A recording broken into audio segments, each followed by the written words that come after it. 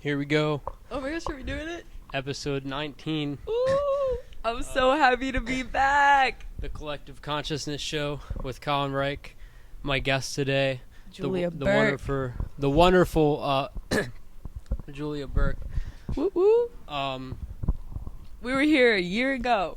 Almost over. A year ago. I didn't check the date, but we were here a year ago. Yes. We were. It's good to be back. Yeah, it's great to have you on. Yes. Just going through the list of people that I wanted to have on, and of course I wanted to have everybody that had already been on. I wanted to have some new people.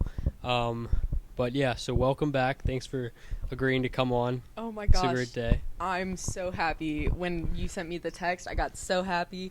I was just like, okay, perfect. I already know what I want to talk about. Right. It's your time to spill all the thoughts you've been thinking about for the past year. Exactly. There's a lot that personally, coming in here, I was like, how much can I share? Like, how much should I share? And so I had to rewatch old podcast episodes.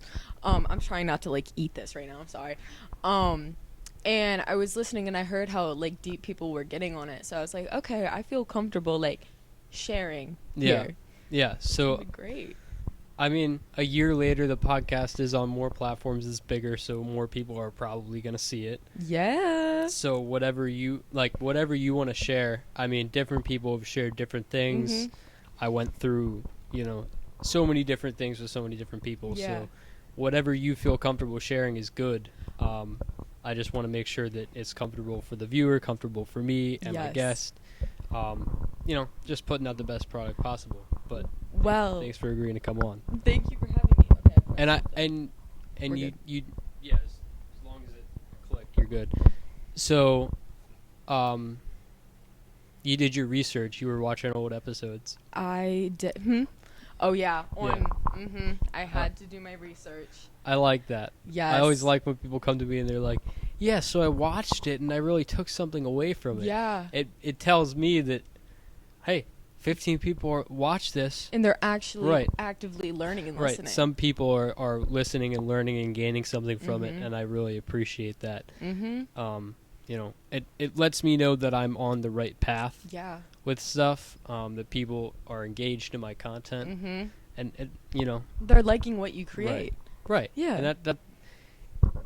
And it is about pleasing the viewer and making sure they have what they need and want to be able to continue watching your stuff. But it's also about just having fun, having people on. It's like expressing. I might have somebody on that people don't like. I'm not saying I'm some big podcast guy, but people may not like who I have on, but it's not for other people as much as it's as much as it is for them. It's not, because it's also for me and having fun. Yeah. And so I can have a conversation with somebody and learn about them. Exactly. They can learn about me, and it's just a great time. Your podcast inspired me to ask this girl that her and I were very similar in sixth grade through middle school, and it was one of those friendships that you guys are both so similar, so you can see everything within each other. Right. So that ended up breaking off kind of badly in 7th grade, and yesterday I just shot her a text and I was like, on some spiritual knowledge, what have you learned? Because her and I were very similar. We had gone through very similar not so great stuff. So I was like, what have you learned? What have you experienced? Yeah. How have you grown? And she gave me amazing answers.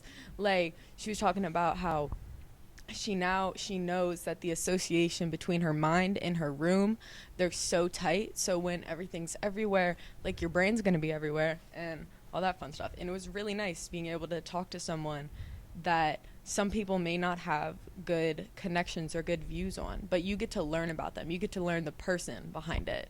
Yeah. No, I was going to ask if she received it well, because, reaching out to somebody that years ago something happened. Yep. She received it well. Right. And I think that shows growth. Right. That's good. And that's positive. And, certainly, I would look back and say, well, I wish I could have talked to this person and said something, but people grow and people grow apart. People grow closer together. Yeah. And you end up in a place where you're ultimately happy if you do it right. And if you pay attention and try to grow. Follow your intuition. Right. If you want to grow, you will. Exactly. Because if you keep you can keep doing something, you can keep failing as many times as you want, but it only takes one time to be correct about something. So you have to keep giving it your best effort. Right. In that light bulb. Right. Oh my goodness. Yes. So today, I think. So when I texted you, I was just like, I want to talk about this, and this. Right. I think it'll be easier if we just narrow it down to addiction, and then like that's the umbrella category. Yeah. Addiction, and then the things under it are. This might get a little touchy subject. It actually is a touchy subject. Love, sex, and porn. Addiction. It's a touchy subject. Right. Well, those always don't. Sometimes those don't always go hand in hand. Correct. Sometimes they do. They're all very different, especially Right. porn, because porn is a newer aged thing, and Right. I think that's where a lot of the misinterpretation of it comes from. So, I have some history in here just to like get the background of like the more just like the hold up, oopsies, give me a second. The sexual liberation movement, like we're gonna be going back in time for a second. All right. So I'm just gonna read off of this. All right. So as teenagers, we may be having some of our first, or at least in the grand scheme of our lifetime, early sexual intimate experiences. Now more than ever, our hormones are flowing and our sensations are heightened. Something right now that we experience may not feel the same or as impactful as in the future. So back in the 1960s through 1980s, the sexual liberation movement took over in the previously sexually repressed America. This revolution, as all of them do, created polar opposite sides. They created the sides that were just like, sex is good. Let's all just have sex all the time in public, whatever.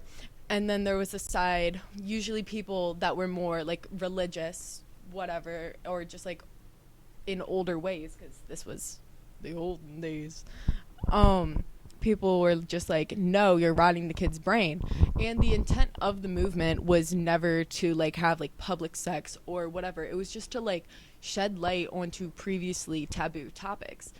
And like stuff like premarital sex, women's rights, women's sexuality, homosexuality.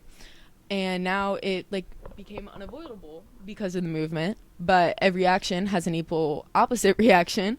So by the time the internet was launched in 1993, a couple months after the internet was launched, Playboy had launched its website onto the internet, and porn was now easily accessible to the public.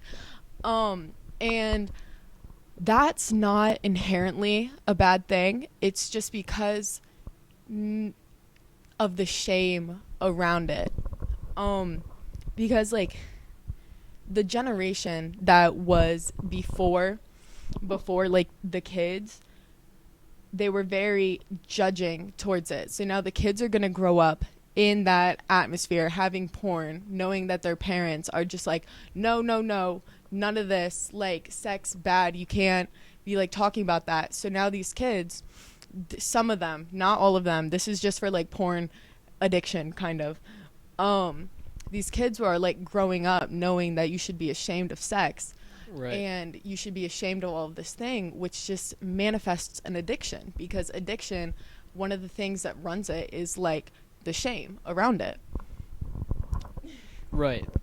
So do you have a source for this? I'm not saying you're wrong. I was just wondering where you got this. Provenmen.org. Never heard of it, but it's a .org, so people tell me that's a good source. Yeah, .org, .gov, .nl.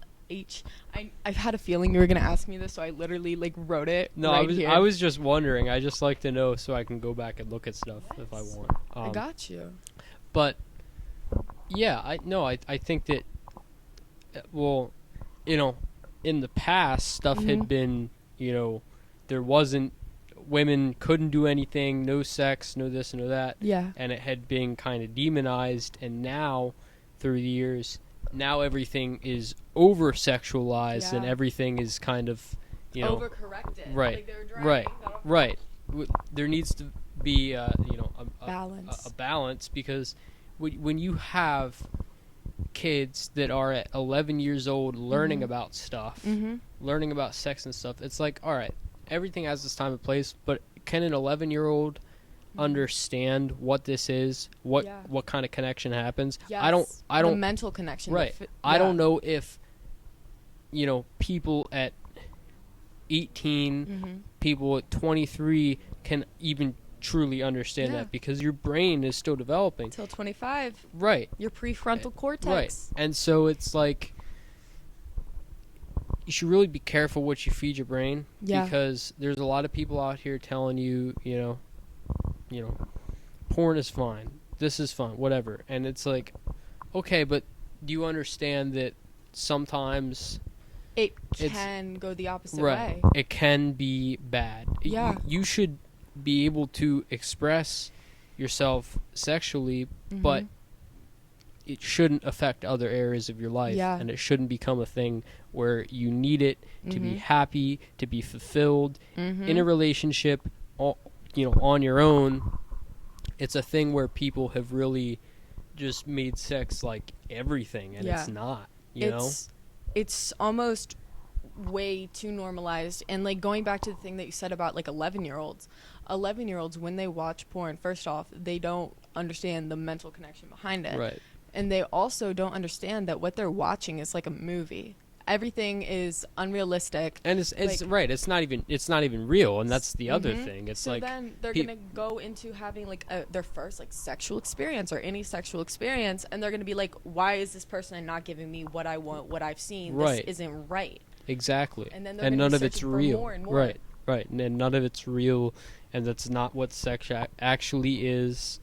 And it might be to some people, and great if that works for you, but all power to you. Right. At the same time, it's like, well, are you just trying to get pleasure out of it, or are you trying to instant self gratification? Right. Are you trying to formulate a connection? And that's what any physical thing is about formulating a connection with somebody in a relationship. And so whether that is a hug or whether that is sex, there is a connection of and a transmission of energy between two people. And so it's very important that people understand what is actually going on during an intimate relationship, and what it's important who you share your energy with. And that's one of the things that I think we've both learned, not even in a sexual way, like over the past year, just like, we have to be very careful with who we share our energy with, because some people will just take, never want to change themselves. Right. They never want to give. And that's unfortunate, and that is what it is, and those people will eventually learn that you can't hold everyone else's energy for yourself. Codependency. Right. You have to give out. You can't just take, because you take and you have too much, and then it becomes too much, and then eventually you explode and things start to break down for you. There has to be equality in what you give and what you take. In any relationship, it has to be fair. There has to be a back and forth, not just a back and not just a forth. That's life's whole like experiment, really, is if you can find balance, and that's find yin and yang. Right. That is in literally any relationship, whether it be personal, business, romantic, any sort of relationship you will have. It has to be balanced between two people, between two things. That's what it absolutely has to be. And if it isn't, that relationship will break down. Yeah. It's gonna, if you don't have a strong base, everything on the top is just gonna crumble. Right. Exactly. Yes. So going back to like the porn addiction part, a big part of it, like, I'm only talking about this stuff because I like had firsthand experiences with it, and like 6th grade was the first time that I saw pornographic material, and like ever since, well, not ever since then, because I've been sober. Ooh, I turned it off, but I turned it back on. Is it okay? Okay. I've been like not watching that for over a month, and the changes that I have seen in my life are crazy, especially with like my relationship. But part of like watching porn at such a young age is becoming desensitized to it. And once you're desensitized to something, you need more, and that's part of the addiction. Just like you'll see porn, and then a lot of the porn these days is very aggressive, like aggressive material, aggressive. So the more you watch like that aggressive stuff, it's normal now. So now you may go out and put yourself in a very dangerous situation because you're just like, oh, this is normal, this is how I want to be treated.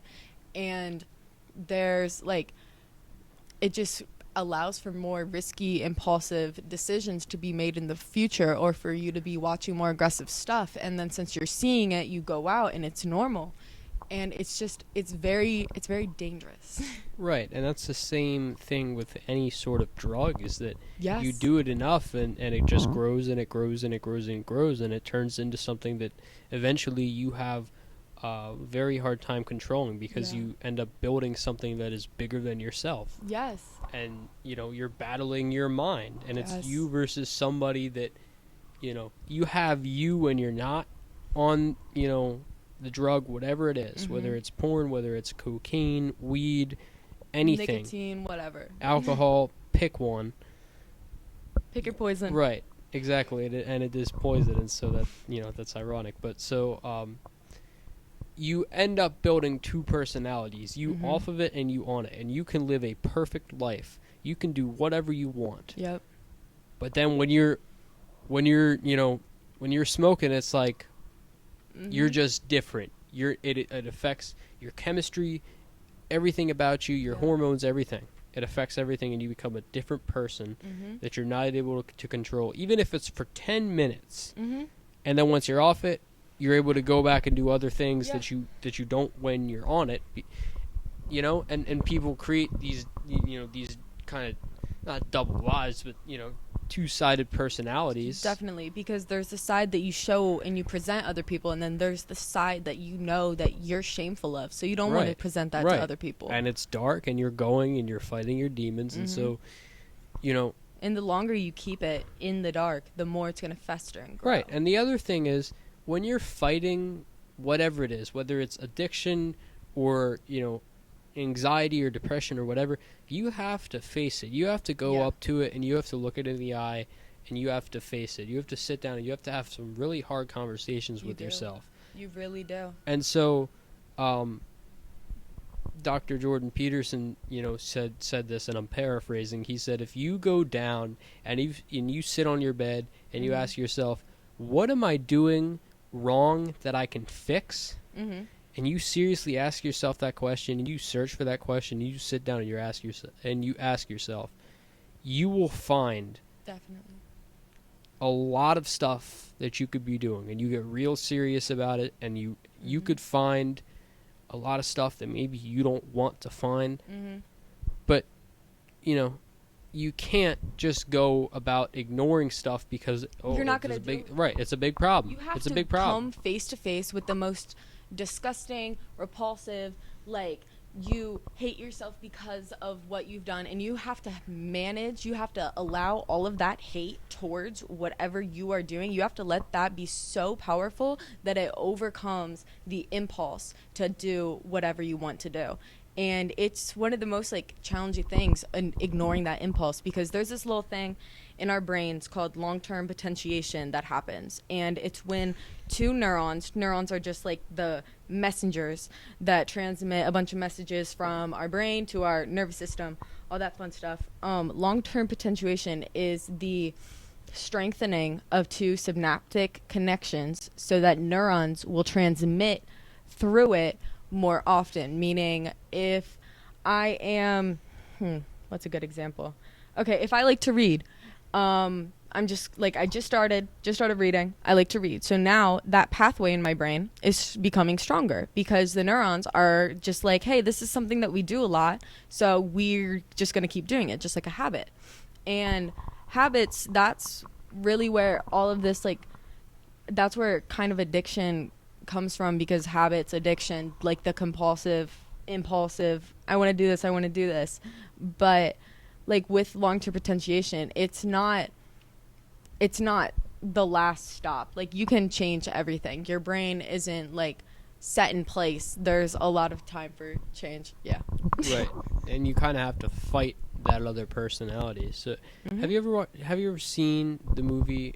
Oh, I got it. It's fine. I gotta figure out a way to do this so it works, so it doesn't turn off. Anyways, have you ever seen the movie Fight Club? Sadly, I don't think I have. Oh, I won't. I just watched it, and my former English teacher, shout out Dr. Z. Whoop, whoop. He's the man. He told me to watch it, and he gave me the book, and I watched it. Great movie. Anyways, there's this schizophrenic guy. Not that you're addicted to something, you're schizophrenic, but he literally had to kill a part of himself in order to destroy that other personality, that other part of who he was, because that other part of who he was literally destroying the world around him. Yeah, and it wasn't so serving him. Right, and he didn't even know. He just thought this is a totally different guy. He didn't even know it was a part of himself, and so it just builds up and builds up and builds up. That's trippy. Right, yeah. Anyways, it's a great movie. You should watch it. Yeah, because I'm about to ask you for a spoiler, and I don't want to do that. No. So, but anyways, does he kill him? So Fight Club, great movie. But anyway, I just wanted to make that connection. I wasn't sure if you'd seen it or not. Sadly, I haven't, but now I think I will have to. Yeah, it's a really good movie. And I'm gonna read the book at some point too. And you'll compare. Right. Let's see what else I have for compulsive sexual behavior disorder. Oh, I know. I wanted to address this. So about people, so a lot of people, when they learn about sex at a young age, it comes from like sexual abuse or unfortunately stuff like that happens through human trafficking and all that stuff that I absolutely despise. So I guess I don't have a question about that. I just wanted to bring up that, I just wanted to say that a lot of people that learn about sex at a young age learn it because of sexual abuse and human trafficking and all that stuff. That is another reason for sex, love, and porn addiction. When I was younger, I had a traumatic sexual experience, and that when a lot of times when people go through a sexual trauma, you have two sides of it. You have hypersexual and the I don't want to even be touched, looked at. I hate myself. I hate other people. Get away from me. Right. So with my side, I would go back and forth between those two. And then the hypersexual side, like trauma, sexual trauma, trafficking, abuse, any type, it will have like an everlasting impact on your life, whether you know it or not, in the specific area that you were hurt or in different areas. And that is one of the reasons that I talk about like sex addiction. It's because like it came from a place of me being like forced to do something, and then already that's normalized in my brain. I was desensitized, and that's how everything spiraled so quickly. Right. And I almost forget to add that part, because sometimes I'll just be talking about like porn, sex, love addiction, and I'm just like, I'm a little perfect bitch. No.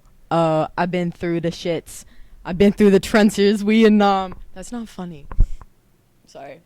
But a lot of the times, addiction stems from childhood trauma or just trauma, or like people that are born into this world that don't have like the natural amount of dopamine that they should be getting. Right, like people because with ADHD, depression. Right, you have parents that do this or that, and even like parents or people, nature versus nurture. Right, people that don't, sexually abuse you in general. If you see your parents doing drugs all the time and stuff, you could either turn totally away from that, or you think it's normal, and you're like, exactly. Hey, I should smoke crack too. Yeah. Like, give me some right, crack. exactly. But it's like, no, because you should, at a young age, it's really hard to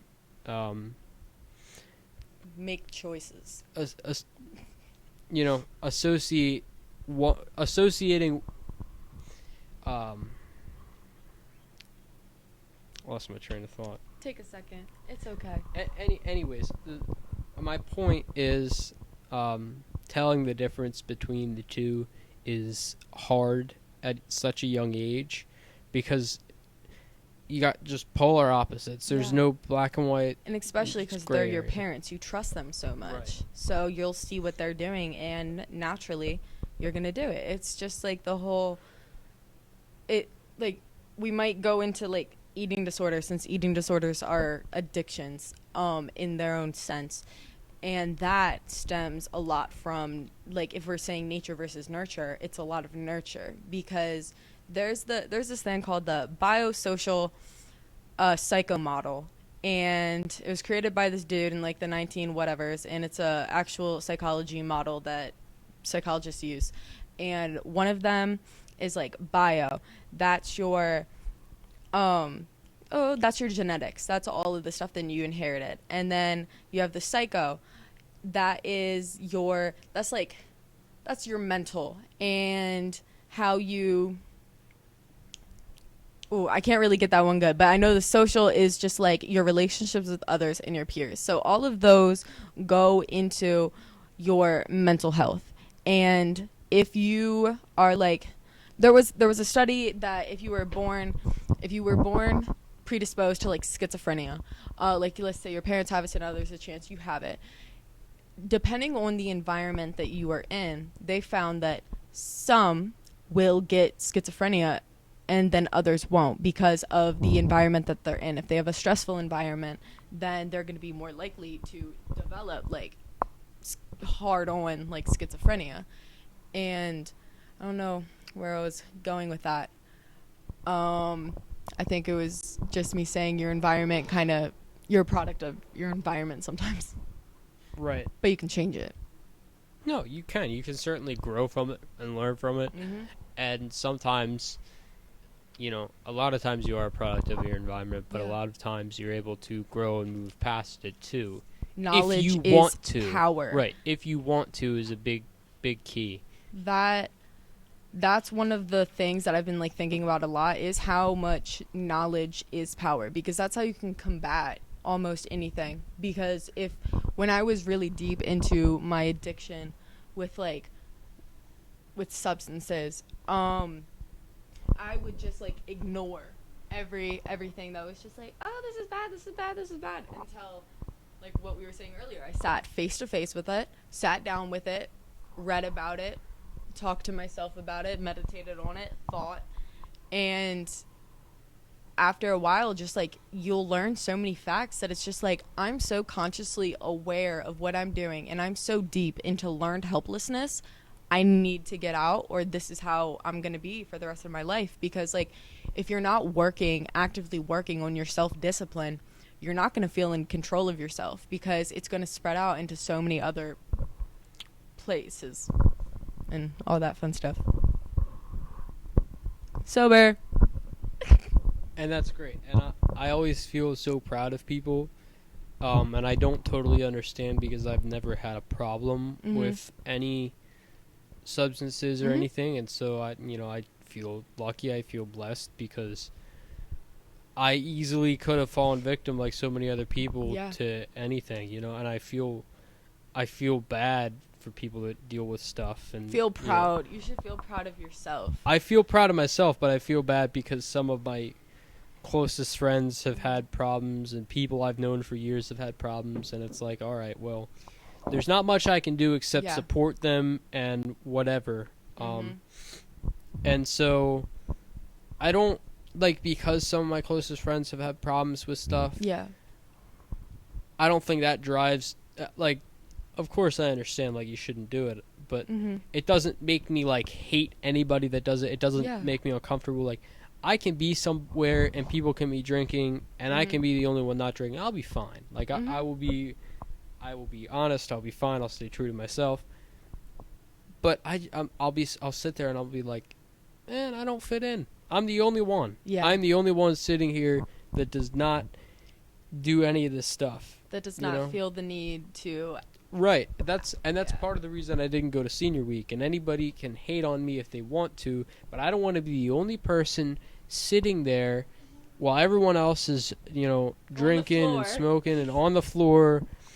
And mind you, I'm in bed by like 12:30 every night. So I'm not going to be, in the prime time, I'm not going to be doing anything anyways. I'm So gonna be doing my face mask and going to bed. right, Like, facts. That's facts. Like the only time I ever stay up late is if I'm on the phone with somebody, or it's fucking New Year's Eve. or if I got an essay due the next day, but it's summer Right. now. Oh, but I graduated, so Woo! I don't have to worry about that until I go to college. But We'll take our time. How is that college? Have But- you thought? what about? Have you thought about college? Yeah, I'll probably be going to Harvard Community College. That's where I'm going. Yeah, I'll see you That's there. awesome. Yeah, a bunch of my friends are going there, so I'm super excited. Yes. But anyways, I've always felt kind of like, and I've grown past it. Like I feel much more fine now, but I always felt Yeah. like I wasn't normal because I didn't do what everyone else was doing. Did you feel but like now that left I fa- behind in a way? No, I didn't feel behind. I just felt like, man, it's hard for me to like really make friends, Yeah. But now I grew out of that, and that was in middle school, and that Mhm. was, early high school, and now I've got a great group of people around me, and Yeah. Everyone's just going right. through their stuff at a different time. Yeah, I've really built a great circle that I have, and I trust those people with my life, and I'm friends with other people, and that's cool. But they still do their stuff, and they're going through their problems and whatever. Yeah. But I really feel blessed that I found the people I have. It's probably around 10 people that are my people, and whatever happens, They got you. they got me, I got them, and you have a friend when things are going well, they can lift you up and they can celebrate with you. Yes. When things are not going well, they are also there, and they will be there to help pick you up, give you whatever you need within reason. And that's how you know how you have a friend. Yeah. It's not, If they're only there right. when you're at your best or at your worst, because there are some people Right. that are just like, they crave seeing other people doing bad so they Right. can feel good themselves. Right. And so that's where, that balance comes in again. But really, I guess, I haven't even counted them, but I'm guessing it's around 10 people that are just there. They're just, they're the people. They're my family. I really, truly feel that way about all, everybody. I feel like if I can call you a friend, I can definitely call you family. So That's beautiful. yeah, and I feel, and emotional Colin here, but No, you gave me chills. So it's okay. I feel I'm so thankful because anytime that I've ever needed anything, there was always somebody there. Yeah. And And you know why that is? Because you're putting that energy out there. So you're Right. attracting other people to give you the same energy because they know you're good and you know they're good. right. And it's like, well, I just passed my driver's test today, and like that was awesome. He and did. everything. He did And it. So I was excited about that. And I texted my friend. Mm-hmm. They texted back like right away within a minute. Yep. And they were on Do Not Disturb. And so I was like, that's wild. Maybe they were already in their text and my name popped up, but they easily could have said, I'll deal with that later. right. But they knew. And that's stuff I really appreciate. Like, you don't need to respond to me right away, but the fact that I'm sharing something with you and you want to share that excitement with me, Yes. and you're responding right away, that's awesome, and I Yes. appreciate that, So, We're sharing the excitement right now. anyways, Putting the energy I out just there. wanted to say that little piece. It's an about important people, little piece. Say that, whatever. He's grown up. You heard it here. He said we talked about senior week, college, and getting his license within the past 20 minutes. I should have had He's my growing license up. months ago, but I failed the test the first 2 times because of the back end parking. Just, Yeah.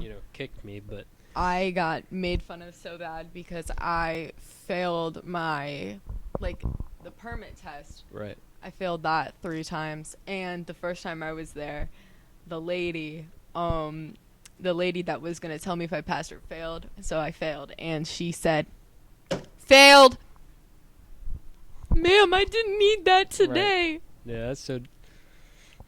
People are so extra. That's why I was nervous, like, anytime I went to the MVA to take a test or something, Yeah. because people are so, like... You never know what their moods are going to be. Right. People And- are weird. Yeah. Like, I got a really nice person today, Mhm. and I was like, all right, that's cool. Like, they were actually, like, talking to me in the car and Mhm. stuff, and I was like, okay, all right, they're chill. They're good. But the last time I went, the person was all over the place. They didn't Mm. know what they wanted me to do. They were Oh like, my- no, you can't do this, but you should do that, but you...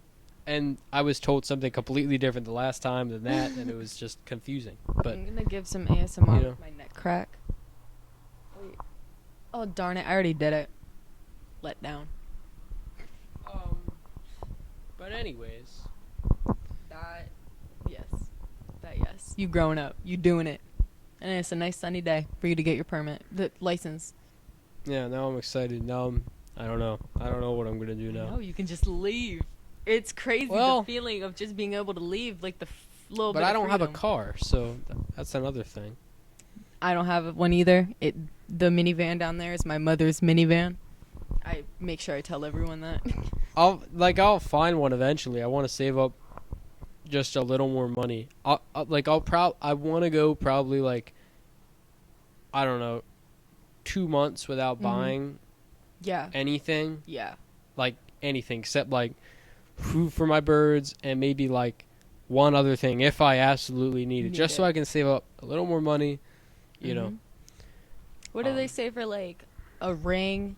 If you're gonna marry someone, like 3 months, save up. So I feel like a car, 2 months. You know. I don't know. Like, I've already been saving up for like almost a year now since I started working Mhm. at Texas Roadhouse. And, Are you working the Texas Roadhouse near Falston, in Falston? the one next to the Yeah. McDonald's. Yeah, that's I where I'm at. remember. Yeah. So if you want to help me, come on by. My Drop- brother used to work Yeah. there. He left.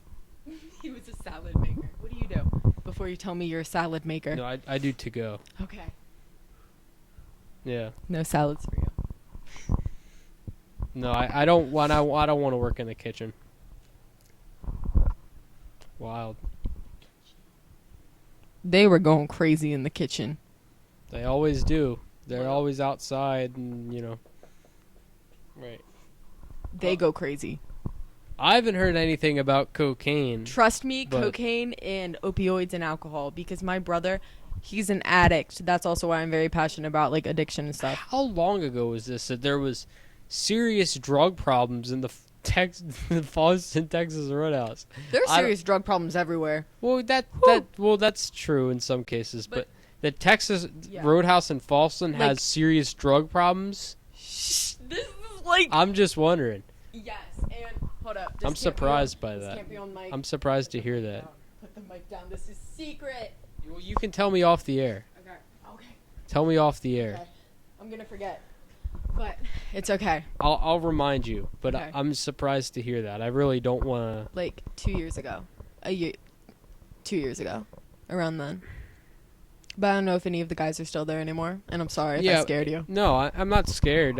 It might just be like one guy, but anyways, I haven't heard anything. It was a group. If like I feel like stuff will get around, you know. Yeah. Like I've been there for a year, so. But anyways, I don't want to. I don't want to get allegations on right. me from this podcast. Well, you're not gonna get anything on you. I would take responsibility for it because it's my podcast. But anyways, No, but it's my blabbermouth. well, that's true. But at the same point, it's like Cut it out. I was asking questions. I was enabling you to answer stuff about it. So, but anyways, that's interesting to hear. I'm not really like upset. Hey, I'm not the one doing drugs. Hey, it could be my manager the one doing drugs. You're just gonna tell not me me. when I'm working. I'm Sorry. right. I'm just there to take orders Mhm. and give people their food. I'm not there to, Clean up judge anyone other else's people. mess. Right. Yeah. I'm not there to clean up other people's messes. I'm not in Mhm. that business. I'm in the business of selling people Mhm. food. That's what what a I'm beautiful about. life. Right. Just selling people some food Right. makes them all happy. Exactly. Makes me happy. Whatever they Mhm. want. Whatever you want. If you want a salad, I'll get you a salad. Right. How long do you have today? Do you have a time limit or no? No time limit. All right. I was just wondering how long. I don't know how long we've been on, because there are a lot of topics that I can talk about, but I don't know how long we're gonna go. Yeah, well, let's just let's go over everything you have, and then The next And then section is on my phone. all right, yeah, go ahead. Woo-hoo. You know, whatever you have, I've got plenty of time. I've got all day. Beautiful. I've got to turn this computer back on. So.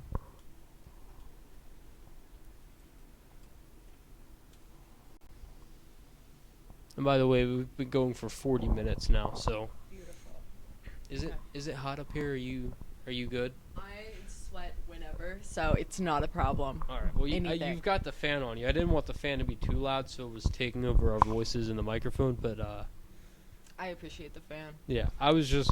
And I wore a dress, so like. This is the hottest place in the house. You know, it's the Heat hottest rises. place. Right. Exactly. And then we got a little sun, but I do like the natural light. It's giving a very nice vibe. Yeah, I do. I haven't recorded the podcast up here at night, Mm-hmm. so figuring out the lighting situation is going to be fun when I do that. Probably just turn that lamp on. I got Maybe these. Yeah, I got these lights. But Yes. you know, On air. I'm excited. I love that. Yeah. What do you think about my son? I do love it, and this is a little snippet for what's to come. I might be making you something because I listened to the last video and I heard you wanted something, but it's not going to be electric. So, what's it gonna be? Is it a neon sign? I was talking about the neon sign. Except I'm painting it. So, but it's gonna look really cool because my idea is, so it's your logo. It's your logo. Yeah. And Which is it, the new one or the old one? it's the with the C, and it has on the inside like Yeah. the lines. Is That's that the great. new or old one? No, that's the new one. Okay. So I think I was gonna say the old one would be like, all right. might take a little bit.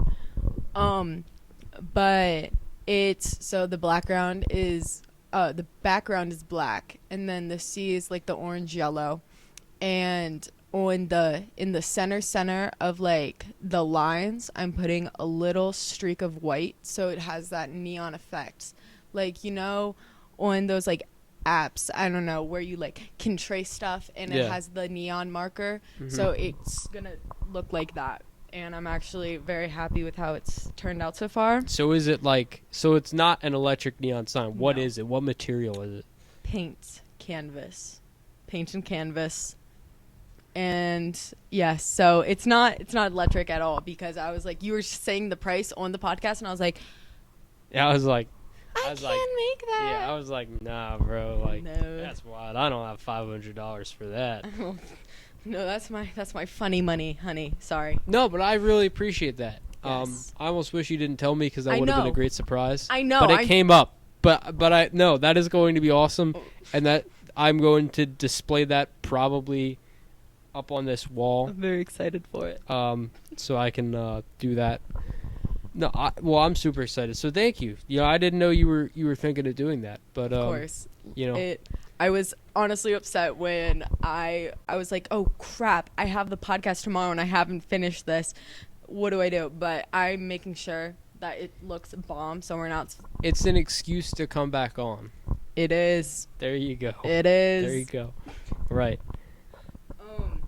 Well, next to talk about, I have like just addiction, the overview of addiction Okay. and stuff. So, addiction is like the persistent and intense urge to engage in the addiction action, like whatever the addiction may be, despite the negative consequences. Addiction is affected by the reward pathways of your mind.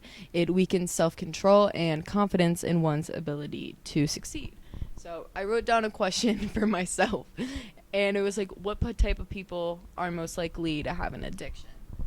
And this question, like, addiction mostly shows up in people that have had the harder life experiences when growing up, and with people that have a lesser amount of dopamine, serotonin, and the endorphins Right. in their people body. that didn't have parents or people that like took care of them, Yep. They were just left to fend for themselves. Yeah. And their parents were probably doing drugs while they weren't taking care of their kids. Mhm. That's where it comes from a lot. that's where often like addiction just spreads. It's like generational trauma almost, just the way it gets passed down and passed down. Yeah. But like, it's crazy how kind of like anxiety connects to addiction, because you become anxious. It's either one. It's either one, you become anxious and then you use something to try and get rid of that anxiety, or the other way around, where you're using something and it perpetuates your anxiety. yes. And your anxiety manifests itself into something larger, because when you don't have it, you need it. It feels normal to you, and that's Yep. That's what it is. That's how addiction gets you. That's the whole Right. cycle of it. Right. Just like you're feeling anxious, so you want it, and then you can't want it. Sometimes like you can't have it, Right. and then you're like dying. Yeah. And it was like some of the purposes that kids naturally like go to drugs is because like it'll chill out your anxiety, and that's also right. like People just want to relax. I'll give you a tip. If you want to just relax, meditate. just fucking relax. Just sit down and fucking have a glass of water and Yes. chill out. Yes. Do some breathing exercises. Go outside. Stop going on take your a phone walk. expecting social media to Right. fix everything. Stop posting on Instagram for likes. Yes. Don't post every time something in your life happens, because It's giving the false. it doesn't matter. It's gonna be all right. You just if you wanna chill out, all you gotta do is chill out. Yeah. You just have to make your brain believe that you're chill. You can focus on what your body's feeling. You can focus on the energy within your body. You can focus on your breathing, like focus on feeling the breath inside you. You don't have to constantly just be searching for excess like stimulus to make yourself feel good, because you're never going to feel good. Even if everything is around you is good, you're not going to feel good unless you make yourself feel good. And that's like the whole struggle with this generation right now, because we have so much instant gratification constantly around us. Like we have our phones, we have drugs, but yeah, sorry, I go stupid sometimes, goes crazy. It's ADHD. But even, I mean, lost my thought again. But even, right. It's easier said than done. Just chill out. Mm-hmm. But at the same time, like, people are like, yeah, I've tried chilling out and not smoking weed, and it doesn't work. It's like, well, hold on a second. What were you doing? Were you doing something else? Were you sitting around playing video games all day? Mm-hmm. Okay. Were you sitting around on your phone all day watching TikTok or YouTube or whatever? Mm-hmm. Okay. Were you just eating junk food, all day and not really drinking much water and whatever? Mm-hmm. Okay. Were you going outside that much? No. No. Okay. There is all the answers. Yep. All the answers. Yep. Like, it's okay to have a day where you're like, you know what? I just feel like sitting here playing video games and chilling. Yep. It's okay to have that day, but you got to have self-awareness to be like, all right, enough's enough. Let me be productive today. Because that's the only way I'm going to get out of this funk. Right. If I make myself be productive. Right. So, if you want to chill out, you don't have to try to chill out, because then you're already trying too hard and you're going to stress yourself out. Mm-hmm. But you just got to really take care of yourself. And once you take care of yourself, and I changed my diet and I changed a lot of things that I did, and I lost weight because of it, and I was just shedding like inflammation that my body was inflamed because I had been eating all this terrible stuff for the longest time, and I wasn't drinking enough water, and I wasn't doing this or doing that, and I was outside a fair bit as a kid, and I still am, but I just wasn't taking care of my body the way it needed to be, and eating the right things and stuff, and so I lost probably 10 pounds. And I was okay with that, because it was like, all right, I'm not eating less. I'm just eating better, healthier. Yeah. And so it was like, so this is the weight I'm supposed to be at? Mm-hmm. Because your body's not supposed to be inflamed like that. Yeah. So I'm like, okay, I can add weight by continuing to eat healthy and continuing to exercise. Mm-hmm. And so that's what it's about. People were like, Colin, you're getting skinny. And I'm like, yeah, I'm losing inflammation. So people that, eat a lot of junk food and stuff all the time. If you stop eating junk food and you shove some asparagus in your mouth, you just shove it down your throat. You'll be, and that I don't mean to be aggressive with people and tell them what to do with their lives, but really, just try it. Try it for 1 month. See what happens. Probably lose 2 pounds if you stop eating junk food and start eating healthier. That's just me. You lose weight because it's excess, because it's inflammation that your body has. Yeah. Most people are not supposed to be as heavy as they are.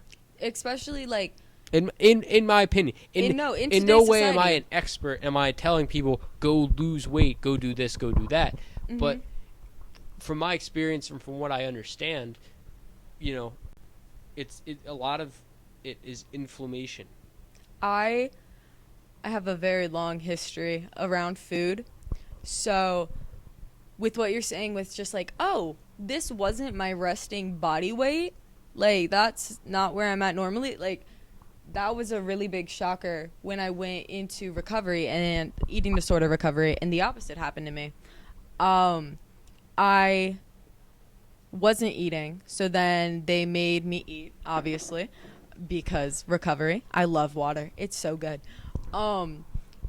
But I after a while, I'm not gonna say weight and stuff, but I gained a good amount of weight, but it looked natural on me, and it was also but I'm eating properly, and that was the thing that always stressed me out, because the more I would take away, this is with eating disorders, the more that I would take food away from my body, the more my body would store fat, because it would be unsure of when it was getting its next meal. So it was preparing, just I don't know what I'm going to eat next. I'm going to store all of this, try to use all of this, eat all the muscle that I can, take away everything from this body, take away all of this energy. And then once I started eating again, junk food has always scared me a little bit, so I always stay away from it, just because I had in the past the binging component. But now I'm able to healthily eat junk food and eat other stuff and not feel guilty about it, because addiction, guilt, all that hiding stuff. But definitely if we're speaking evolutionary, back when cavemen were around, they were buff, I'm guessing lean, I don't know, they had to use their bodies to catch their food and do all that stuff. So now that we're out in the wild, we were out in nature. Wonder why we feel so calm in nature. It's because we were in it. But now we're living in 2022, and we have access to phones, to couches, comfy beds, and it's just we're not getting out as much, and we're not getting a lot of the protein that we used to be getting. And I'm a vegetarian, so I don't get one of those proteins anyways, but I like peanut butter. Well, it's plant protein. There's nothing wrong with that. You can sustain yourself off of plant protein. Very nice. But, it all depends. I'm very knowledgeable about this stuff. I don't know if eating meat and getting that protein is better, or eating this, plants and stuff, if that protein is better. No one knows right now. I don't know, but I can say that there are benefits. Right. There are benefits to each lifestyle and whatever works best for you, because a lot of people feel more, inflamed and stuff when they eat red meat. Okay. Whatever. Mm-hmm. A lot of people feel great, a lot of iron, a lot of, nutrients and stuff. Our bodies are all but different. If you're going to do it, pasture raised, grass fed, that's the way to go, because or else they're feeding them, corn and all that stuff. And I believe the number is 80% of corn in the United States is genetically modified, and so it's not even real corn. Oh my gosh. Okay, so I didn't realize the strawberries in my house, basically anything that doesn't say non-GMO has GMO in it, kinda, with fruits. I don't know. I actually need to research that, because that's been one of the topics that I've been wondering, because that's why I just buy organic fruits. and vegetables. I mean, it's just easier. That way you know what you're getting. Yeah. It's not a mixed bag. I just want to be told if I'm eating GMOs or not. Because Well, and bioengineered food ingredient is the same thing. So if you look on the back of a package of stuff, you will find under the ingredients list contains bioengineered food ingredient or ingredients, and that's how you know it's genetically modified. And if it doesn't say that, right? If it doesn't say that, then it's not genetically modified. And you would be surprised. You could go through your pantry and find so much stuff probably. No, I definitely believe it. I really do. Because Yeah. like the strawberries that are genetically modified are like this big. Right, and they're nice and red, and The they're color, like the right. sweetness. And a lot of carrots, like baby carrots, Mhm. those are actually like the bad parts of the carrots. And you know why they look so orange is because they bleach them orange. And a lot of baby carrots, if they're not organic, are bleached orange because it's like the bad part of bigger carrots No. that's cut off. I only And eat bleached. carrots. I Yeah. eat carrots and broccoli. Those are like my favorites. Yeah. Broccoli's so good. That's why I only eat organic fruits and vegetables. How's the prices of them compared to like Expensive. yeah, and that's where But everything's They get you. expensive right now. But it's like, all right, my health is priceless. So at the end of the day, do I want to be healthy or do I want to have money? Well, Colin, you can have both. You just have to work a little harder. All right, well, that's not too bad. I'm a hard worker anyway, so let's Exactly. do it. You like know? instead of buying this is I'm gonna say it in a way that isn't attacking my boyfriend. Instead of buying stuff that like you don't need, buy food that's good for you. Right, exactly. I love don't you, buy Meech. that. Don't buy that sweatshirt because you got 20 sweatshirts. Buy that, whatever it is. Instead of buying that $20, $50 sweatshirt, depending on where you get it, how about you buy $50 worth of food that you can actually make, not food that's just like in a container, food that you actually have to prepare. Because when you're preparing your food for you, you're naturally even going to feel better. You're going to make a lifestyle out of it. Yeah, totally, 100%. Or you could, because everyone got their choices. Yeah. And people say everything in moderation. To me, it's like, all right, yeah, everything in moderation, stuff, whatever. But some things there you should just not eat. You want to do cocaine in moderation? Right. No, some things are just bad for you. Exactly. So it's like everything in moderation. Well, pretty sure that there is nothing that comes from nature in a Twinkie or a Pop-Tart. So sure, because I was you outside yesterday. Right, you could take all that stuff. And you could, Cattails and hot dogs are the same. Have you ever bitten into one? Taste the same. have not. I will never eat a hot dog ever. I have never ate a cattail. Hope that's obvious. I have a question for you. Yeah. How do you feel about psychedelics? Because I kind of have an opinion, but I haven't completely formed it, and I haven't done enough research on it.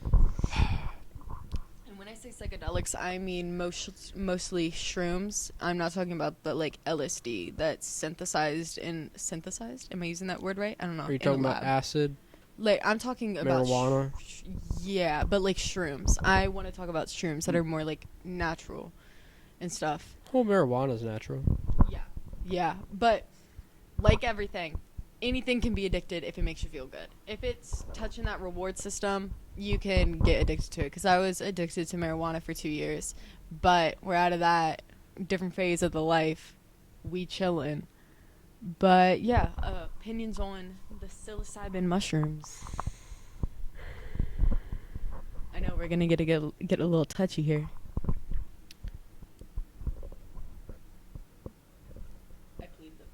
Do you know? Well, I can get into that later. I think that they could be beneficial. I also think that they can be harmful.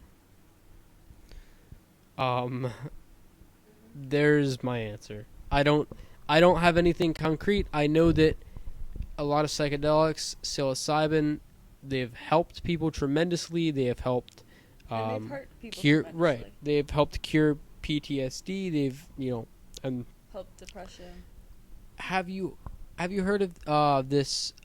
He's a mycologist. He studies stuff like that, fungi and stuff. Paul Stamets. He was on Joe Rogan a couple years ago.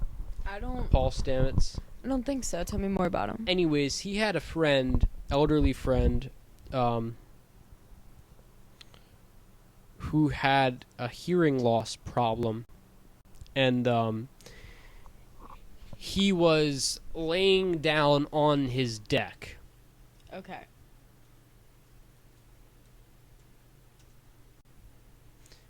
So Paul Stamets had a friend who was laying down on his deck, and this guy couldn't hear anything. He was deaf. He took a dose. I don't know how much a dose is. I don't know if dose is the correct term for psilocybin, but he took whatever amount of psilocybin he did, and it wasn't a crazy amount because this guy was educated or whatever. And it cured his hearing. Now, what's interesting, he was laying on his deck, right? Yeah. There were ants. He could literally hear the footsteps of the ants. Wow. That's how the story goes. Now, And how much of the story is fabricated or whatever, I don't know. But I do know that psychedelics raise your awareness of the world around you, stuff you can and cannot see. And so I totally believe that. So somebody that is deaf being cured of their hearing to any extent, I can totally believe.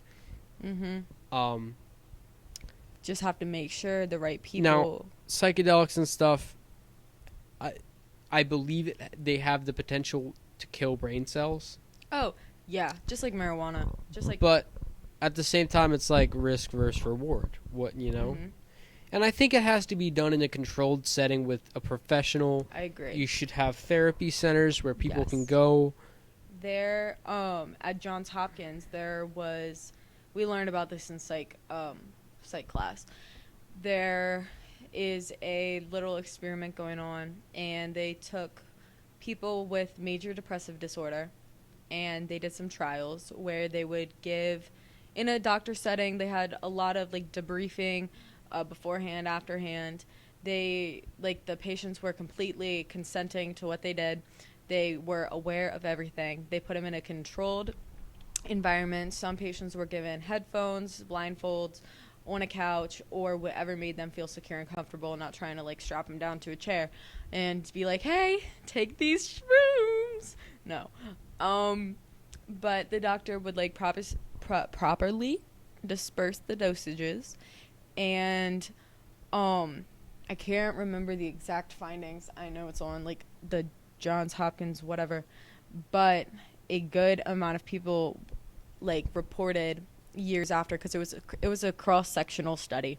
It was over a long period of time with people from different backgrounds, ages, ethnicities. But the results that were a good amount of people said that their depression was affecting them less or not at all. I'm gonna find it now.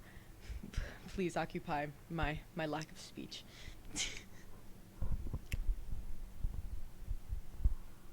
Now,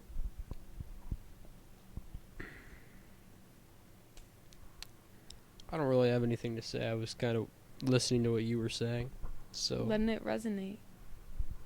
Well, silence is nice. I think this is the way to go. Each of the last 2 episodes, I've worn Danny Duncan shorts, so I think I'll be doing that for the rest of the podcast. I think it's a must. Don't wash them either. I already watched the other pair, so. Gosh darn it. Anyway, do you watch Danny Duncan? I don't. Is he interesting? It's pretty funny. funny and entertaining. Let's see. He's an entertainer. He's a YouTube guy. Oh my. What? I don't know what's going on here. Oh, does he do like pranks?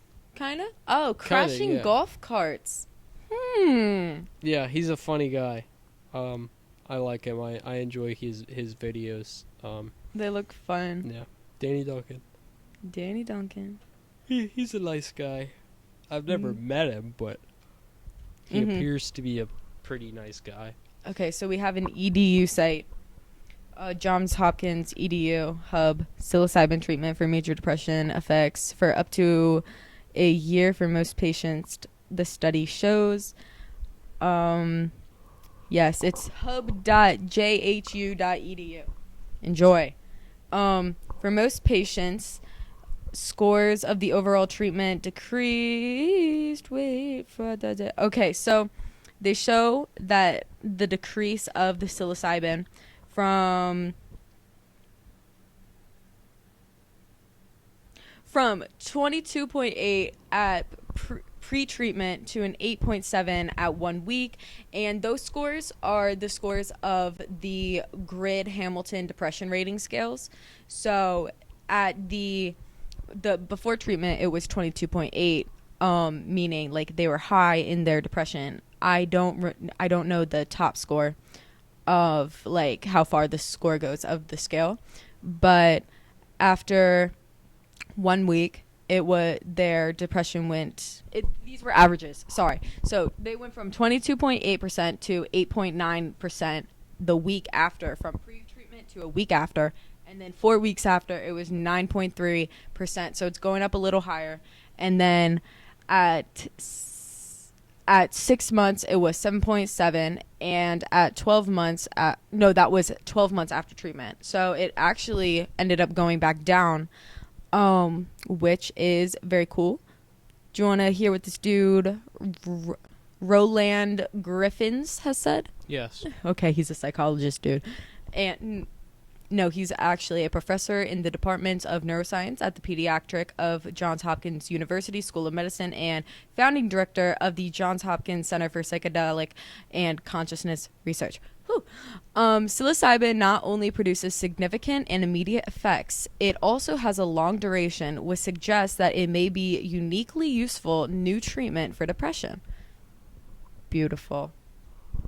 No, I think there are other ways to cure depression, though. Definitely. I think there are better ways to cure depression than relying on a substance. Right. So I would say, really, I don't like antidepressants. I think they last resort type. Right. They suppress the issue for a short while. Yep.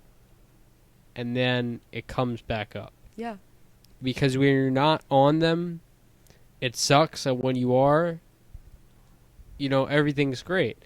You should be able to control that, in normal situations without drugs. Yeah. Right? Without antidepressants, you should be able to realize when you're up here, when you're down here, and how to get back to the middle. Yep. You should be able to, tell, the difference between when you need to come up, when you need to come down. And so I think it's so important to not use antidepressants because it will throw everything, off, and then all the chemicals in your brain. It takes so long to get back to a place where you feel normal. And then so for me, I've been they're highly addictive too for some people. Yes. My dad, he's completely dependent on Adderall, and I was 6th grade when they first started putting me on meds. My brother was on medication and both my parents, so my family was very well medicated, in a sense, and I never really loved it. In the beginning, I rejected medication completely until it was at a point that where my parents were just like, I'm shoving it down your throat like the asparagus we talked about earlier. Yeah. And it got me into a situation where I was so scared of becoming dependent on the substances, like the pills, that I just had, I don't know, I just gave in. I gave in and like I took them, and now I'm just like me, I'm just here. But I've had like the inkling over the past 2 years that keeps growing and growing that I want to get off my meds, because I know that I'm on Adderall, which is for ADHD, and I feel like when I get off of Adderall, I'm going to be at the same brain developmental stage that I was when I got placed on it. Like if I'm 13 being placed on it, and now this is helping me, this is my crutch. When I get off of it, am I going to go back to that 13-year-old impulse ADHD everywhere brain, or was there anything wrong with me in the first place? Right. Well, there probably wasn't. I mean, it's hard to tell when you're a kid and you're that young whether something's wrong or not. You kind of have to grow up a little bit, and a lot of kids have developmental issues early in life. Yeah. But they grow out of them and they grow up a little bit and they mature, and that's what it's about. So putting someone on medication at such a young age is not a good idea. I don't advise it. And once again, I'm not an expert, not trying to tell anyone what to do, but I don't have to be an expert to tell somebody that let someone develop a little bit before you just put them on any sort of medication. Definitely. Because meds, like with personal experience, they can be very dangerous. I was on 25 milligrams of not Lamictal, let me remember, Effexor, and they boosted me up from 25 to 100, just not, no, it's 25 to 75, they skipped 50, just being like, oh, she'll handle it, she's not even responding to this. Yeah. And that ended me in a mental hospital because I had such a bad reaction that I tried to commit a thing I didn't want to commit. But woke up the next morning in the mental hospital just like I didn't even want to. I didn't even want to like commit that thing. I was just so out of my mind for a moment that I couldn't control like what I was doing. And that shows you like the seriousness of medication, because they can have like such an impact with your brain, because everything's connecting up there. Everything's talking to each other. Things that don't normally connect are now connecting. So it's scary a little bit. Yeah, no. Definitely, 100%. You got to be careful. Right. Totally, you got to be careful what you do, especially at a young age, because it can throw you off for the rest of your life. Whatever you're putting in your body, you got to be careful. Right. I have to use the restroom. Go ahead. We'll take a bathroom break. I'll pause this recording. Perfect. All right, we're back after the bathroom break. Colin has broke a gender stereotype for me. His bathroom is very clean. That's not my bathroom, by the way. I only shower in that bathroom. That one's not mine. Okay, but the shower is clean. So I didn't like peer in your shower. The curtain was open. I only shower there. That's technically not my bathroom, but okay. Is your bathroom clean? My bathroom's generally clean. Okay. Yeah. It's in a transitional stage because I'm about to like paint it and we're going to redo the floors and everything. Yeah. So it's not like the cleanest bathroom, but it's not dirty either. Like I clean it probably like I don't know, twice a month, something like that. Which isn't bad because like people are like, "Oh my gosh, I'm the only one that uses that bathroom." Exactly. So it doesn't have that many people going in. It's not like it needs to be cleaned often, you know? So people are going to say, "God, Colin, you know, you got to clean your bathroom more." It's like, Colin, I'm the only one ever using that bathroom. I brush my teeth, I use the bathroom, I shave, and that's it. There's no shower, there's no, this or that, so you don't have to do much. I'm not walking in there with like muddy feet. Right. Farting in the sink, like none of that. Right. No, I don't think that happens anyways, but yeah, I'm not. To each their own, okay? Right, facts. I don't want someone in the, like, is there a comment section on Spotify? No. A what? A comment section. Like, no, there's not. Okay, there should be. I think that'd be a cool feature. Not like a comment section. No, I can see that getting bad. Never mind. People would be like, "You stupid bitch." Yeah, I don't think I've ever had a comment on any of my videos. Come on, guys. So I'm like, oh, Where's your whatever. comments? Feedback. Yeah, like, comment, subscribe. You know, the podcast, let me do a little advertising here. It is now on Spotify. Woo! You can type in the Collective Consciousness Show, or you can just type in my name, Colin Reich, COLINREICH, and you can get that on Spotify. Make sure you just go and listen. We're also on YouTube, Spotify and YouTube, two most common places to find me. I am also on Apple Podcasts, not as common, but still fairly common. So you can find me at Spotify, YouTube, Apple Podcasts. And, yeah, just a little advertising for myself. Even though I won't make any money off of advertising myself, I will do it. Find me there. All right? Find him. His address. No. Oh, my goodness. So. Do you have any other questions for me? I know we're kind of getting the end here. We went through so much, but questions for Colin. What do you think really made you want to jump on like this whole like mindfulness, spirituality, self-help? Like when, because I know it's not going to be like one thing, or maybe it might be one thing, but like when was the gradual change? When did it start? a couple years ago, really over the past 3 years, since 2019, my older brother Christopher really sparked that. He just shared a little bit of stuff here and there, you know, whatever, and I really just learned a lot, and I really just took off without him.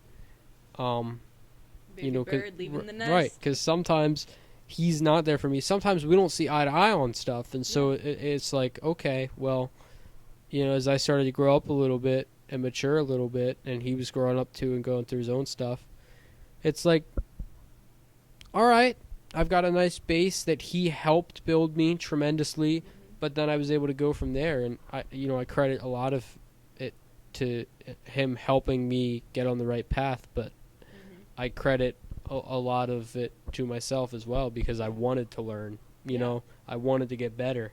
So, you know, that's the answer to the question, why did I want to? I just wanted to get better. And where did it start? It started with me wanting to, and someone being there that wanted to help me.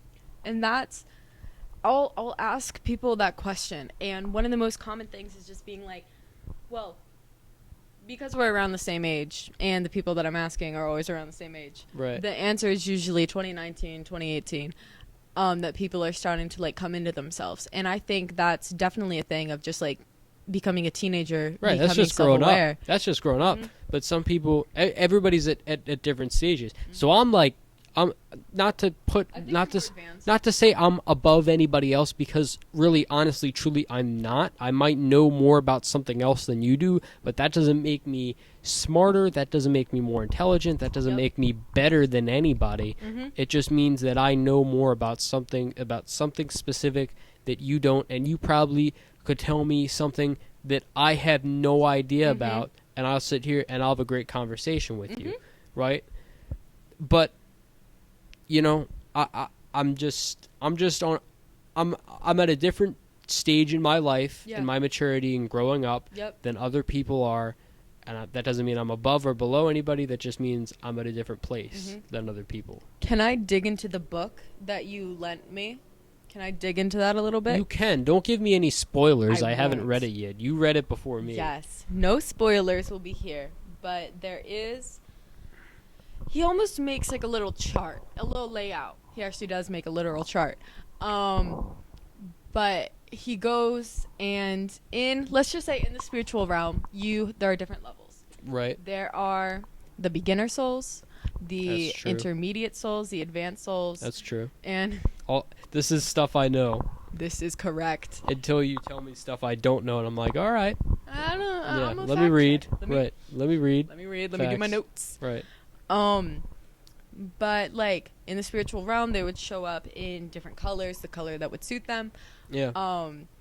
And that kind of shifted my, like what you were talking about, which is like, I don't know a lot, but I know some, but I know a lot, but I don't know everything. It's just like, one day we're going to be advanced souls. I think I'm a beginner soul, because like I'm knowledgeable, but I know for a fact there's so much more out here. Like for me, for other people, so much more for me to learn. Like infinite possibilities. And I believe in reincarnation, and I believe that we have life lessons that we're going to have to learn, and we have to keep learning them until we learn them. So you think this is your first life? I don't think it's my first life, but I think it is a very early life for me. I've never gone into any of the first life digging or like past lives. I've never really dug into that, so I don't know if I can say like, I don't know how old I am in the grand scheme of things. Right.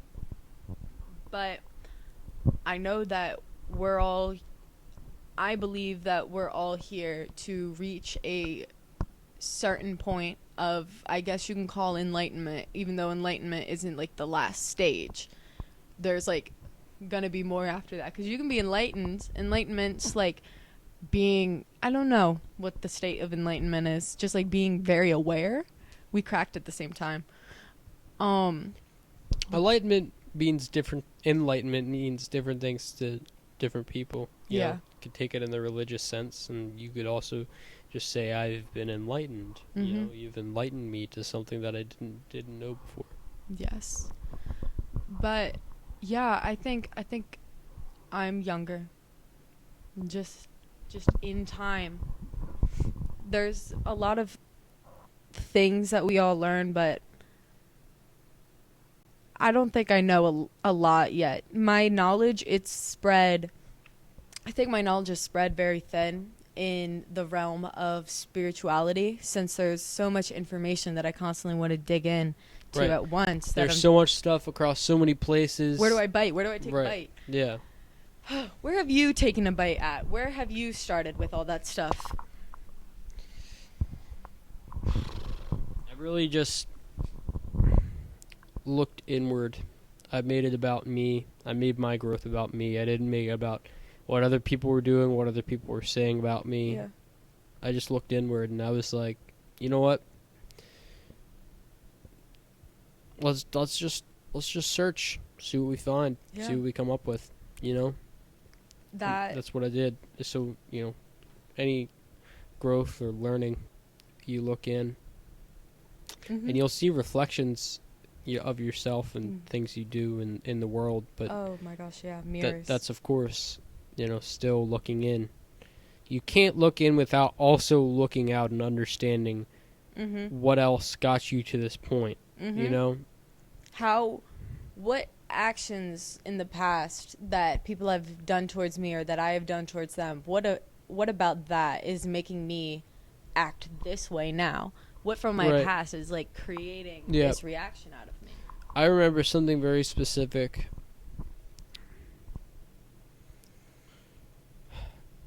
And I don't like I don't like talking bad about people, and so I won't talk bad about people. But somebody I was very close to had said some very nasty things about me. And I had tried my best to kind of renew that relationship and kind of nurse it back to a strong place. And in my opinion, I did the best I could. But they said some very not nice things about me, and I took it personally, and I struggled with it for a long time. And the words that they said. Right. Yeah. And I was like, how can somebody this close to you say something like that? But then I was like, you know what? That's okay. because at the end of the day,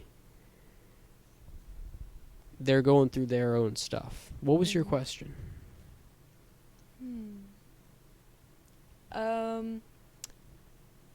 Did I ask where you thought you were in your life? No.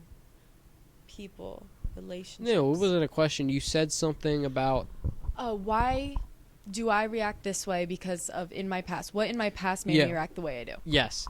So that helped me grow to not take things so personally and understand, hey, you're going to meet some people that aren't going to have nice things to say about you no matter how close you are with them. And so I'm very honest, and I won't say names and I won't talk bad about people, but I will be honest about stuff that's happened with me. So I've had experiences with people that just have not respected me, have not respected who I am, what I stand for, my space, my effort in any situation. People have not respected that sometimes, and that has helped me grow and understand that, hey, you just got to keep going. Yeah. Because if you're doing the best you can, because somebody says no you're not doesn't mean no you're not. That's their perspective. That's 100% their perspective.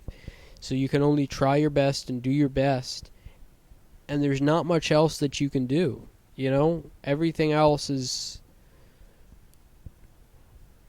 everything else. Like, right.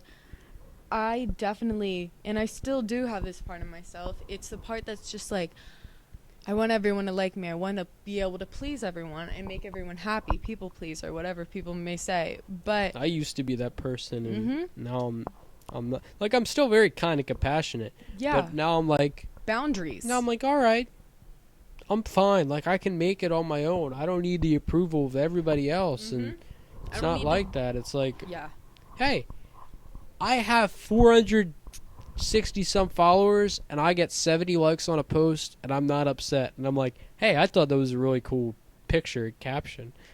I don't really care if 70 people liked it out of 450 people. It's like, all right, cool, you know? It's not about... And it's not even about people liking it. You're creating it. You like it. Right. It's not about the notoriety or the people, telling you that they like you or that you're awesome. Or I got 10 comments of people, commenting that they really liked this and that was cool and whatever. And, oh, man, that's great. It's like, no. And very honestly, I've had an experience with social media that has been pretty interesting because, I don't know if you know this or not, on TikTok, not to toot my own horn, I got 1.6 million views on a video. Absolutely crazy. What'd you post? I don't have TikTok. Oh my gosh, what did you post? I just make these little videos that have cool sounds, and they have, like, disco lights, and I post, like, that's cool, inspirational or philosophical thoughts or whatever. Anyways, I got over 1 million views on a video, and it was crazy amount of likes, crazy amount of comments. Yeah, so that's... But crazy. Never once did I sit there and tell myself, like, hey, I needed this. Like, man, I deserve this. All that hard work, man. It's like, no. I didn't even do that much work. You want to hear the story? I rolled out of bed at, before 8 in the morning, and I turned my phone off. I turned my phone on. I rolled over. I was like, hey, I should post a TikTok. Posted a TikTok. All right, it posted. Cool. Turn my phone back off. Go to bed for an hour. Wake up. My brother comes and gets me. He's like, Colin, your video's at 18,000. I'm like, oh, that's wild. That's crazy. That's cool. All right. Kind of makes sense because I've been posting consistent content for the past month, or even more than that for the past year. So I was like, all right. Okay, that's algorithm. Fair. Right. Makes sense. A couple days later, 100,000, 300,000, 500,000. Growing. Go to a week later, it's at 900,000. I'm sitting there, I'm like, we're going to reach a fucking million views. That's crazy. And I sit there on my bed, and this is the one time I've ever refreshed a page to see numbers go up. And once I saw it reach a million, I was like, damn. That's crazy. And I didn't do anything in the world to deserve this. I didn't work hard. I sat there for 5 seconds, took a video of me doing nothing with a cool sound and some words, and 1 million people liked it. Or no, 1 million people viewed it. It reached 1 million people, and a couple 100,000 people liked that video, and 10,000 people thought it was so interesting that they should share their thoughts on it. That's absolutely wild. It's absolutely wild. But I didn't sit there and say, this makes me better than anybody, or, I deserve this, or whatever. I sit there, and I go about my day, and sometimes I post TikToks, and sometimes they get 200 views, and sometimes... And you're appreciative. Sometimes they get, my most recent one got like 85,000, and sometimes it's this, and sometimes it's that. But I really... It's not a big deal. It's about like the community that's built with it. Right. All those people responding in the comments, just being like, yes, yes, yes. It's about the community. It's not about the numbers I'm getting. I don't post these videos for me. Because if I was posting a video just to get likes on it, I wouldn't get likes because I wouldn't be posting the type of videos I do. Yeah. You know? It's like, all right, hey, I don't shake ass on the talk, but my views are still up. That's what I always say. Because I got friends that just do whatever they want, and it's like, hey, that's cool. Yeah. 500 views, and because you got shaking your... Nobody cares. Nobody cares. And quite honestly, it's like you post things that have meaning, and people are going to want to interact with you. And that's in real life too. If you talk about things that matter with people and you present yourself in a way, people are going to want to follow that. People are going to want to pay attention and be friends with you.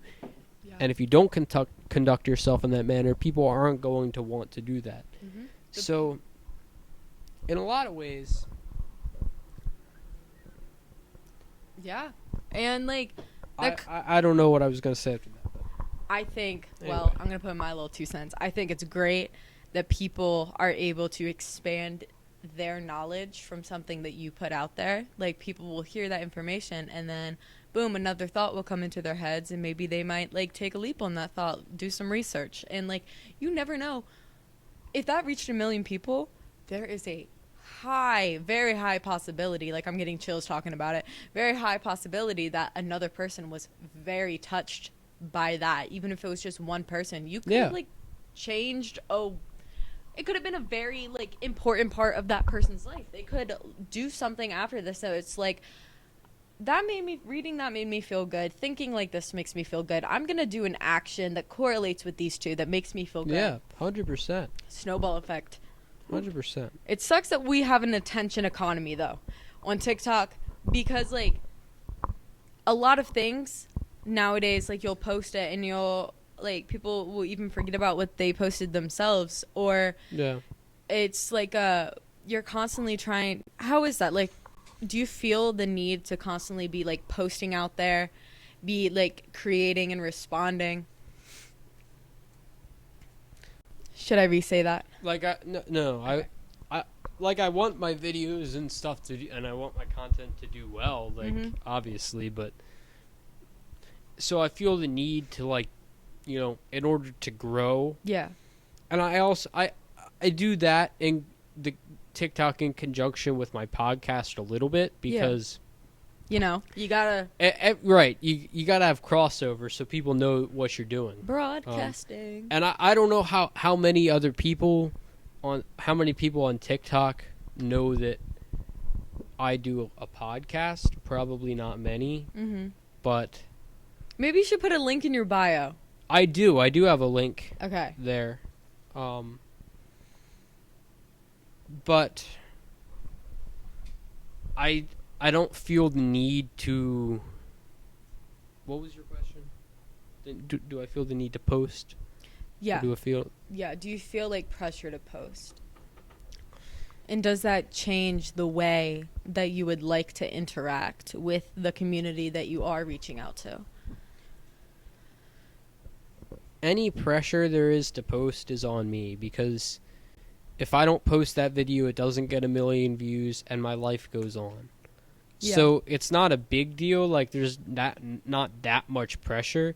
But if there is, it's It's self-made. Right. I'm creating that pressure on myself, and so I don't create pressure on myself to do that because Beautiful. it's like it's not that big of a deal, you know? I wonder, this is just a random thought. I wonder if blood pressure is increasing for like the average human just because of stress. I think stress increases blood pressure. I wonder how like the stats on that have risen, decreased, leveled out. I don't know. Interesting question. Oh my gosh, it's delayed, so I'm kind of like playing with.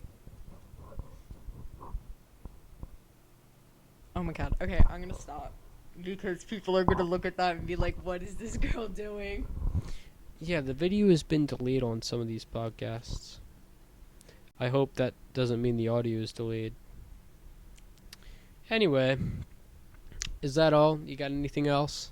It was a privilege and a right to be here. It was a privilege and a blessing. I appreciate that. It's always great, you know, connecting with you, talking with you when we do. I wanted to start doing something just to allow my guests to connect with people a little bit more. So I'm going to give you 1 minute, and you get 1 minute to talk and tell the people absolutely whatever you want. Oh my gosh, okay. 1 minute starts now. The amount of control that we have over our own lives and our own destiny is actually crazy. In psychology, there's a thing called the self-fulfilling prophecy, and it's basically saying whatever you think you are, you are. And there was also like a famous not psychologist, I don't know, I'm under pressure. Okay. You can be whatever you want to be. You're not defined by what people have told you that you are. It is whatever you believe that you are. If you can believe that you can do something, you can do it. You create your own limitations, and you can break your own limitations. That was another quote by some smart dude. Can't remember. If you are a woman in STEM, we love you. Girls, don't lower yourself for anyone. Don't think that you are less than because you are not a man in the society. Like the whole I can't even remember what it's called, the imposter syndrome. Like, screw imposter syndrome. You're good. You are good. Love yourself, love your body. The only thing that matters in the end of this whole thing, we don't even know. We don't know what matters. Just be a good person, breathe air, drink water, have fun. I think I went over a minute, so I kept talking. Only by like a couple seconds. Okay. It started off really good until I started stumbling. I appreciate it. Thank you. Thank you for coming on. Thank you for having me. You know, we'll talk soon. I'll let you know what I think of the book, and we'll do that. So yes. Maybe next thank time you. We'll like dive into the book a little bit. Yeah, definitely. All right, thank you. We'll talk soon, and have a good night, guys. Bye.